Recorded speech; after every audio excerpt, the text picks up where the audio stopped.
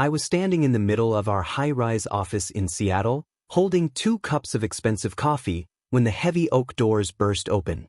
I expected my business partner, Mark, to walk in with his usual confident grin. Instead, 12 federal agents in windbreakers with FBI emblazoned in yellow across their backs swarmed the room. They didn't ask questions. They started seizing servers, bagging laptops, and shouting for everyone to put their hands where they could see them. I kept telling them there was a mistake. I told them we were a logistics tech startup, a unicorn in the making. The lead agent looked at me with a cold, almost pitying expression and held up a document. It was a wire transfer authorization for $8 million, sent to a shell company in the Cayman Islands. It bore my digital signature. At that exact moment, my phone buzzed in my pocket. A single text from Mark. It said, "Thanks for being the face of the company, Dave. You always were better at taking the heat than I was." By the time I tried to call him, his number was disconnected. He wasn't in the office. He wasn't at home.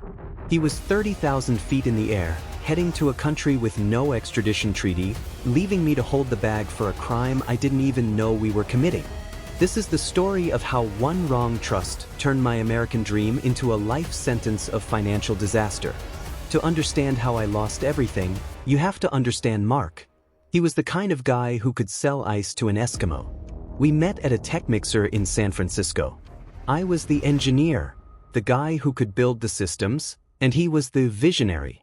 He had the suits, the connections, and the charisma that made venture capitalists open their checkbooks. He called us a perfect symmetry. I handled the product, he handled the growth. For 3 years, we were unstoppable.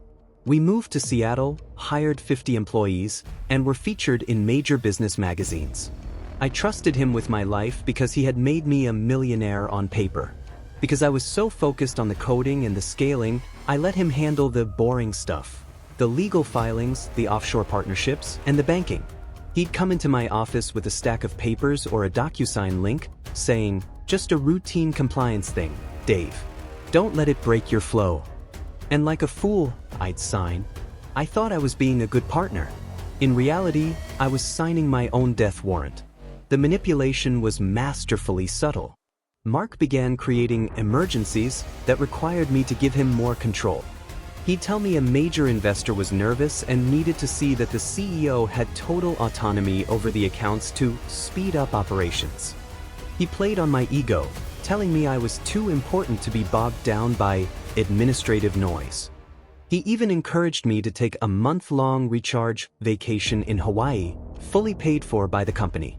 While I was sitting on a beach, Mark was busy. He was rerouting our clients' payments. He was taking out predatory high-interest loans in the company's name, my name. He was systematically hollowing out the business like a parasite eating an animal from the inside out. He didn't just want the money, he wanted a fall guy. He needed someone whose name was on every fraudulent document so that when the house of cards finally collapsed, he could walk away clean while the law looked for me. The red flags were there, but I was blinded by the success. I noticed some of our vendors were complaining about late payments, but Mark told me it was just a glitch in the new payroll system. I noticed he started carrying 3 different burner phones, but he said it was 4 high-level confidential mergers. I wanted to believe him. When you've built something from nothing with someone, your brain works overtime to protect that bond. You ignore the gut feeling that says something is wrong because the alternative, that your friend is destroying you, is too painful to accept. The day of the raid was the end of my life as I knew it. The $8 million he stole wasn't just profit, it was the company's entire operating capital, including the employee pension fund.